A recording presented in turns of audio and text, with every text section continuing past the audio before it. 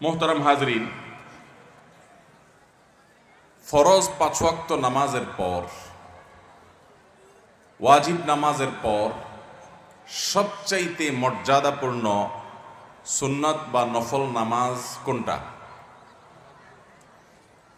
তাহাজ্জুদ। তাহাজ্জুদের চাইতে আর কোনো ফজিলতপূর্ণ নামাজ ফরজ এবং ওয়াজিবের পরে আল্লাহর জমিনে আরেকটা নাই। তাহাজ্জুদের পর দ্বিতীয় সর্বোচ্চ ফজিলতপূর্ণ সুন্নাহ বা নফল নামাজ কোনটা? কে বলতে পারেন? তাহাজ্জুদের পর নওয়াফেলের মধ্যে দ্বিতীয় সর্বোচ্চ গুরুত্বপূর্ণ নফল নামাজ হলো সলাতুদ দুহা বা চাশতের নামাজ। এই নামাজটা আমাদের সমাজ থেকে প্রায় বিলুপ্তির পথে। যদিও ফজরের আগে 2 রাকাত সুন্নাত, ওইটার গুরুত্ব 5 ওয়াক্ত নামাজের আগে পরে সকল সুন্নাত নামাজের মধ্যে সবচেয়ে গুরুত্বপূর্ণ। নবী করিম সাল্লাল্লাহু আলাইহি সাল্লাম বলেছেন, লা তাদাহুমা ওয়ালাউ তারাদাতকুমুল খাইল।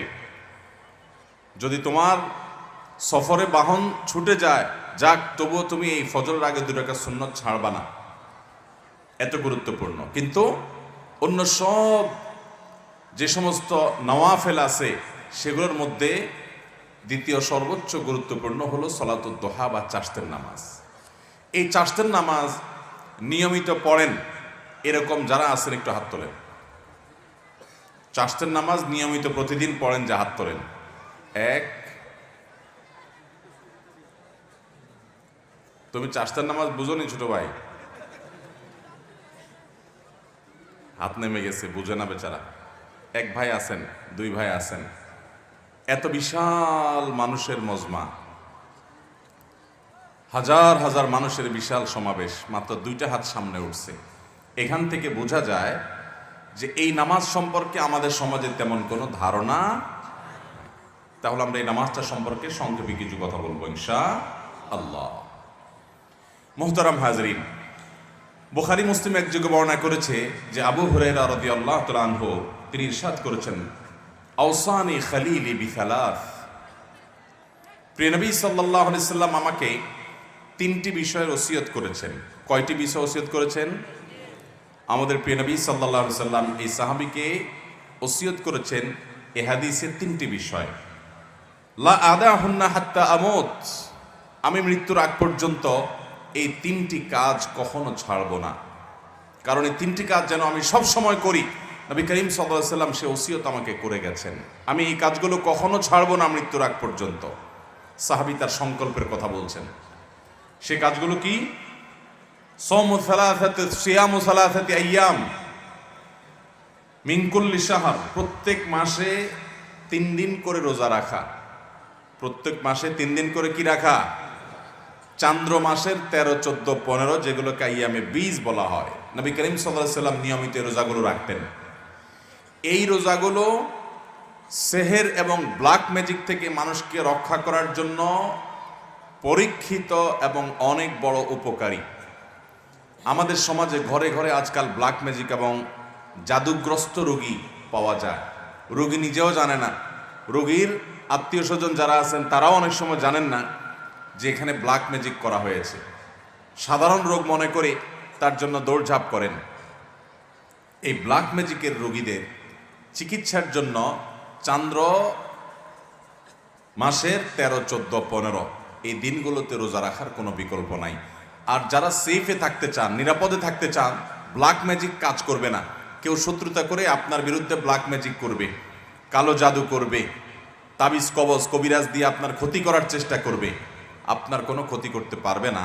সকাল সন্ধ্যার দোয়াগুলো পড়বেন আর সেই সাথে এই চান্দ্র মাসের 13, 14, 15 এই দিনগুলোতে রোজা রাখবেন।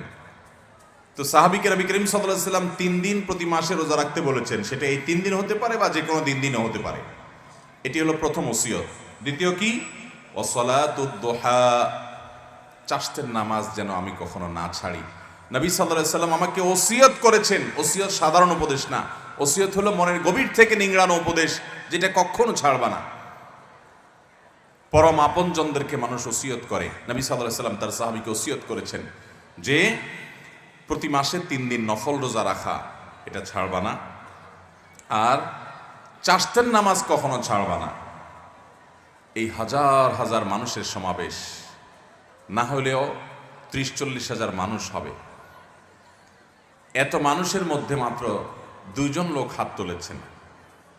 নবী করিম সাল্লাল্লাহু আলাইহি সাল্লাম যেটা সাহাবীকে ওসিয়ত করে গেছেন, এই চাশতের নামাজ কি এই সম্পর্কে যদি আমি এখন প্রশ্ন রাখি, 80% মানুষ আমার ধারণা এটা বলতেই পারবে না যে এটা কোন নামাজ কখন পড়ে। আর এই কারণে এই বিলুপ্ত হয়ে যাওয়া আমলটিকে পুনর্জীবন দেওয়ার জন্য, পুনঃপ্রতিষ্ঠা করার জন্য আমি এই বিষয়ে কথা বলতে চাই। আল্লাহ রাব্বুল আলামিন আমাদেরকে এটা পুনরায় প্রতিষ্ঠা করার তৌফিক দান করুন। তৃতীয় যে ওসিয়ত করেছেন নবী সাল্লাল্লাহু আলাইহি সাল্লাম তাকে, সেটা হলো ওয়ানাউমুন আলা বিত্রিন, এবং বিতরের নামাজ পড়ে যেন আমি রাতে শুই। যারা তাহাজ্জুদ পড়বে নিশ্চিত আছেন বা প্রবল সম্ভাবনা আছে, জোরালো তার সম্ভাবনা আছে, তারা তাহাজ্জুদের পরে বিতির পড়বেন, ঠিক আছে। কিন্তু বিতির পড়তে পারি কিনা এ ব্যাপারে যদি সিউরিটি না থাকে, প্রবল নিশ্চয়তা না থাকে, তাহলে সেক্ষেত্রে বিতির পড়ে রাতে ঘুমোতে হবে, সেটাকে বিলম্ব করা যাবে না, বাদ দেওয়া যাবে না। নবী সাল্লাল্লাহু আলাইহি ওয়াসাল্লাম সে ওসিয়ত করেছেন। সহিহ মুসলিমের হাদিস আম্মাদান আয়েশা রাদিয়াল্লাহু তাআলা থেকে বর্ণিত হয়েছে, তিনি বলেছেন, কানান নবী সাল্লাল্লাহু আলাইহি ওয়াসাল্লাম ইউসাল্লি দুহা আরবাআন ওয়া ইয়াজিদু মা শা। নবী সাল্লাল্লাহু আলাইহি ওয়াসাল্লাম প্রতিদিন 4 রাকাত চাশতের নামাজ পড়তেন, আবার কখনো কখনো তার চাইতে বেশিও পড়তেন, যতটুকু মনে চায়। অনেক বর্ণনা থেকে 8 রাকাত পর্যন্ত পাওয়া যায়। 4 রাকাতের বেশি 6 রাকাত হতে পারে, 8 রাকাতও হতে পারে। এই হাদিস থেকে বোঝা যায় যে 4 রাকাত তিনি অবশ্যই পড়তেন, এর বেশি কখনো কখনো 8 রাকাতও পড়তেন, 6 রাকাতও পড়তেন। সহিহ মুসলিমের হাদিসে আসছে, আবু যর গিফারী রাদিয়াল্লাহু তাআলা বর্ণনা করেছেন, নবী করিম সাল্লাল্লাহু আলাইহি ওয়াসাল্লাম বলেছেন, আল্লাহ রাব্বুল আলামিন আমাদের শরীরে যতগুলো অঙ্গ প্রত্যঙ্গ দিয়েছেন, যতগুলো জোড়া দিয়েছেন, এই প্রত্যেকটি জয়েন্ট, এই প্রত্যেকটি জোড়া আল্লাহর পক্ষ থেকে অনেক বড় অনুগ্রহ। প্রতিদিন এই জোড়া ঠিক থাকার কারণে আমরা মুভমেন্ট ঠিক মতো করতে পারছি, চলাফেরা ঠিক মতো করতে পারছি, অসুবিধা হচ্ছে না। এই যে আল্লাহ তাআলার এত বিশাল বড় নেয়ামত আমরা লাভ করতে পারলাম, সেজন্য প্রতিটি জোড়া, প্রতিটি অঙ্গের তরফ থেকে প্রতিদিন আমাদের সাদাকা করা উচিত। আমরা একবার সুবহানাল্লাহ বললে একটি জোড়া, একটা জয়েন্টের পক্ষ থেকে, অঙ্গের পক্ষ থেকে সাদাকা হয়, এর পক্ষ থেকে আল্লাহর শুকরিয়া আদায় করা হয়। একবার আলহামদুলিল্লাহ বললে, একবার সুবহানাল্লাহ বললে, একবার আল্লাহু আকবার বললে, একটা ভালো কাজ করলে, একটু দান সাদাকা করলে, কাউকে অন্যায় কাজ থেকে বাধা দিলে, কাউকে কোনো ভালো কাজের নির্দেশ করলে, এই প্রত্যেকটি ভালো কাজ মানুষের প্রতিটা শরীরের প্রতিটি জয়েন্ট থেকে সাদাকা হয়।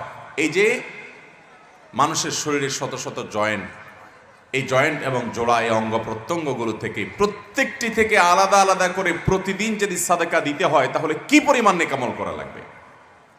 এই হাদিসে নবী সাল্লাল্লাহু আলাইহি ওয়াসাল্লাম বলেছেন, মানুষের শরীরের প্রতিটি জয়েন্ট, জোড়া, প্রতিটি অঙ্গ প্রত্যঙ্গ থেকে একটি কাজ প্রত্যেকটির তরফ থেকে সাদাকা করার, শুকরিয়া আদায় করার কাজ করে দেয়। সেটা হলো যদি কেউ সলাতুদ দুহা বা চাশতের নামাজ পড়ে, তাহলে এই একটি কাজ তার শরীরের সমস্ত জয়েন্টের তরফ থেকে সাদাকা হয়ে যায়। মুহতারাম হাজরিন, এই সালাতুদ দুহা বা চাশতের নামাজের সম্পর্কে তিরমিজির বর্ণনায় আসছে, নবী করিম সাল্লাল্লাহু আলাইহি সাল্লাম বলেছেন যে আল্লাহ রাব্বুল আলামিন হাদিসে কুদসিতে বলেছেন, ইয়াবনা আদম, হে আদম সন্তান, এর কালি আউয়ালান নাহারি আরবাআন, তোমরা দিনের শুরুতে 4 রাকাত নামাজ পড়ো আমাকে সন্তুষ্ট করবার জন্য। এটা আল্লাহ বলছেন। আকফিকা আখিরাহু, তাহলে তোমাকে আমি দিনের শেষ পর্যন্ত পরিপূর্ণ সময়টাতে আমি যথেষ্ট হয়ে যাব সকল ক্ষতি থেকে বাঁচাবার জন্য। এই 4 রাকাত নামাজ সালাতুদ দুহা, যেটাকে আমরা চাশতের নামাজও বলি। নবী আলাইহিস সালাম অন্য হাদিসে বলেছেন, লা ইউহাফিযু আলা সালাতিদ দুহা ইল্লা আওয়াব, যারা আল্লাহর দিকে ধাবিত, আল্লাহর দিকে অগ্রসর, এলিট শ্রেণীর মুসলমান, সাধারণ শ্রেণী না, একেবারে সর্বোচ্চ মর্যাদার, সর্বোচ্চ শ্রেণীর আপার ক্লাসের মুসলমান যারা, এই আপার ক্লাসের মুসলমান, তাদের কাজ হলো আল্লাহর পথে ধাবিত তারা থাকে, আল্লাহর দিকে ঝুঁকে থাকে, আল্লাহর দিকে অগ্রসর থাকে। এই আওয়াব শ্রেণীর বান্দা, আপার ক্লাসের মুসলমানদের আমল হলো চাশতের নামাজ। এটা সাধারণ মুসলমানরা পারে না। এই জন্য নবী সাল্লাল্লাহু আলাইহি ওয়াসাল্লাম এটার নাম দিচ্ছেন ওয়াহিয়া সলাতুল আউয়াবিন। এটা হলো আউয়াবিনের নামাজ, অর্থাৎ আল্লাহর দিকে যারা ধাবিত থাকে তাদের নামাজ, সলাতুদ দুহা। এই নামাজটা কখন পড়তে হয়? এই নামাজটা পড়তে হয় সূর্য যখন তেতে যায়, সূর্যের উত্তাপে যখন বালি মাটি একটু গরম হতে লাগে, তখন থেকে নিয়ে জোহরের ওয়াক্ত হওয়ার আগ পর্যন্ত। এটা গরমের সিজনে এক টাইম হয়, শীতের সিজনে আরেক টাইম হয়, কারণ গরমের সময় সূর্য এক সময় উঠে, শীতের সময় সূর্য আরেক সময় উঠে। আনুমানিক বেশিরভাগ সিজনে দেখবেন আপনি 8টা সাড়ে 8টার পর থেকে নিয়ে আপনার জোহরের আগ পর্যন্ত এই টাইমটাতে বালু তেতে যায়, কখনো একটু দেরি হয়,